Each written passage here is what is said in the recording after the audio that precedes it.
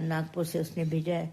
उसने बोला कि मुझे कभी जीवन में कोई प्रश्न आया नहीं और मैं पूछता नहीं। ये बहुत अच्छा सेवादारी है, सेवा करने को होशियार एकदम आ जाता है, कभी भी घबराता नहीं है और ज्ञान इसको सारा अंदर में ध्यान करता है दादा का और सदैव खुश रहता है। दूसरा एक क्वेश्चन है उसका, विकी ने, विक्रम ने, किसी ने भेजा है प्रश्न, उसमें यही है कि हम लोग सवेरे सत्संग सुनते हैं तो उसका 1 घंटे तक तो हमारे को फ़ायदा होता है, उसके बाद हम लोग भूल जाते हैं, दुकानों में जाते हैं, बिजनेस करते हैं। तो इसमें घबराने की कोई बात नहीं। आप दुकानों पे जाते हैं, ये हमारा लाइफ का पार्ट है। जैसे हम लोग स्टेज पर ड्रामा करें उस तरह का ये पार्ट है। प्रारब्ध कर्म है, हमारे को ले जाता है दुकान पर और वहाँ हमारा बिजनेस में, कहीं नौकरी में, कहीं कुछ घर के कामों में सब जने लग जाते हैं। उसमें हमारे को ये ज्ञान कोई भूलने की बात नहीं है कि हमारे से ये भूल जाता है, आपको याद रहता होगा पर आप उस पार्ट में ना इन्वॉल्व हो जाते हैं। पर ध्यान ये रखो कि सब जगह जो आप व्यवहार कर रहे हैं, लेन देन का या बिजनेस में या घर में, वहाँ जो भी कर रहे हैं वो भगवान आपसे करा रहा है और आप भी स्वयं भगवान हैं। आप उस कर्म करने में अभिमान कभी ना करिए। अगर अहंकार करते हैं, मैं करता हूँ, तो आप फिर भटक जाएंगे। तो मैं करता हूँ ये हमारा अज्ञान है। हम अपने दादा तत्वदर्शी गुरु के पास आए हैं और ये ज्ञान हमारे को सदैव याद रखना है। तीसरा क्वेश्चन यहीं से किसी ने भेजा है, गोमती नगर से पूनम का है। तो वो कहती है कि हम कभी कभी क्या करते हैं, कभी बुराई और अच्छाई दिखाई देती है। तो देखने को अगर हम भगवान देखें, गुरु ने जैसे कहा है, तो बुराई अच्छाई देखने की कोई बात ही नहीं। अब हर इंसान में कोई तो बात होगी और अपने तरीके से हर इंसान अपने को बहुत अच्छा समझता है और हम कोई जज नहीं है जो हम जजमेंट दें सबकी और ये बुरा कौन है अच्छा कौन है। ऐसा नहीं हमको विचार करना चाहिए। हमको गद्दी पर थोड़ा ना भगवान ने बिठाया तुम जाके संसार में सबको जज करना। और अगर कर भी लेंगे तो हम कौन सा उसको कहेंगे कि हम ऊंचे हो गए वो नीचे हो गया। समय समय पर गलतियां सबसे होती हैं और हम गलतियों को जानकर गुरु के साथ रहते हैं, अपनी मिस्टेक्स को जानकर पहचान लेते हैं और बार बार ये गलतियां नहीं करते। ये हमारे को सावधानी रखनी पड़ती है और जब हम भगवान देखेंगे तो गलती होगी नहीं।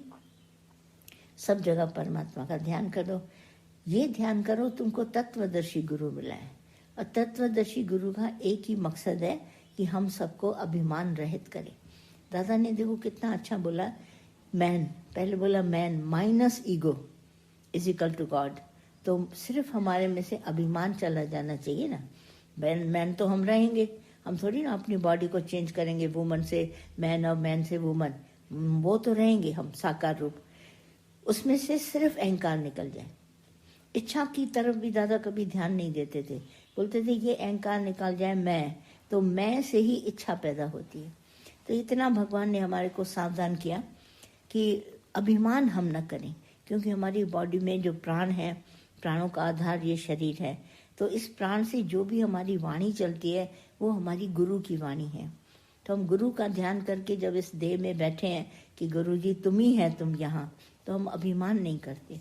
इच्छा अपने आप नहीं पैदा होगी। अगर अहंकार नहीं करोगे तो इच्छा कुदरती नहीं होगी। बाकी ये संसार है, ये मेरा ही रिफ्लेक्शन है। जैसे मैं शरीर में आया हूँ तो ये सारी साकार सृष्टि भगवान का ही रूप है। उसमें चाहे बच्चे हैं, चाहे बड़े हैं, चाहे बूढ़े हैं, चाहे कैसे हैं, कमाने वाले हैं, नहीं कमाने वाले हैं, हमारी नज़र में चाहे भगवान की दृष्टि होगी तो हम कभी किसी को अच्छा बुरा नहीं बोलेंगे, अपना पराया नहीं बोलेंगे। द्वंद्व के जोड़े से अहंकार में हमेशा दो होता है। आप कहीं भी देखिए जहाँ अभिमान आएगा वहाँ दो होगा, पर जहाँ तुम अपने आप को भगवान देखेगा वहाँ एक ही परमात्मा जो व्यापक है वो आपको हर जगह नजर आएगा। व्यापक तत्व होने के कारण एक से अनेक हुआ है वो, यही व्यापकता की एक बात है। कण कण में जब भगवान है तो एक से अनेक हुआ है ये भगवान, क्योंकि व्यापक है। और हम अगर देखते हैं व्यापक तत्व परमात्मा को तो हमको कभी भी 1-2 की गिनती नहीं आती।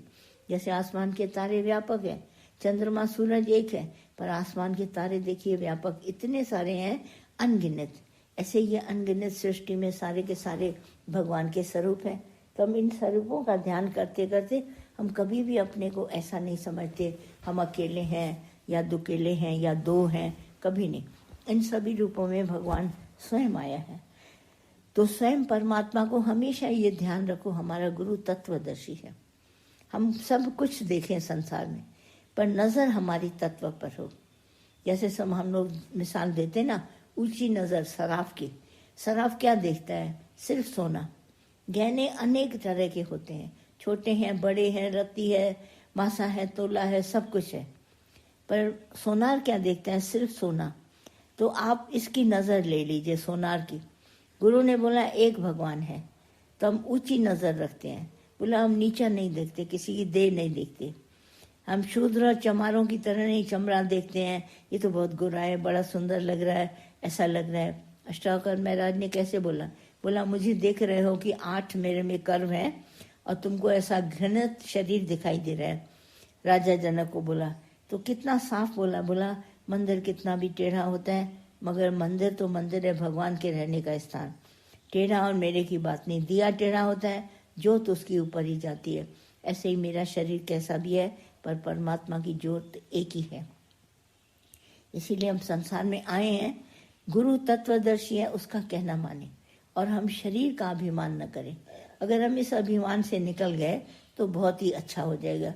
बाकी हमारी प्रारब्ध नौकरी में है, धंधे में है, बिजनेस में, हर जगह जाएंगे, पूरा अच्छा परफेक्ट व्यवहार करेंगे, मगर भगवान की दृष्टि अपने नज़र से नहीं हटाएंगे। जब भी कुछ होता है तो भगवान तुम ही हो। अगर हम गिरते हैं तो भी भगवान तुम सावधान करो।